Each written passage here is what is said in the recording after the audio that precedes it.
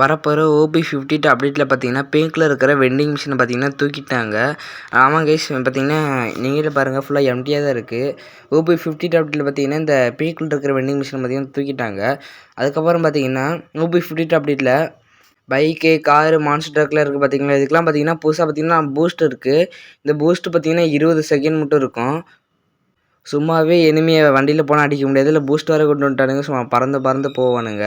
So இந்த மாதிரி பார்த்தீங்கன்னா ஒரு பூஸ்ட்டு கொண்டு வந்திருக்காங்க. இதோட கூல்டவுன் டைமிங் பார்த்தீங்கன்னா 20 செகண்டு.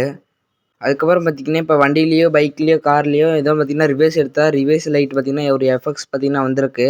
அப்படியே ரிவர்ஸ் எடுக்கக்குள்ள லைட் எரியுது பார்த்தீங்கன்னா, இந்த எஃபெக்ட்ஸ் வந்திருக்கு.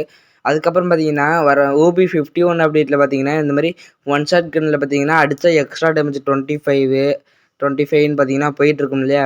ஸோ அதை பார்த்தீங்கன்னா இப்போ ஓபி 52 அப்டேட்டில் பார்த்தீங்கன்னா குறைச்சிட்டாங்க.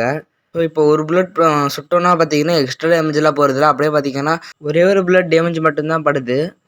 ஸோ இந்த கன்னோட பவர் குறைச்சிட்டாங்க. ஸோ இதை பற்றி நீங்கள் என்ன நினைக்கிறீங்கன்னு கமெண்ட்ஸில் சொல்லிடுங்க.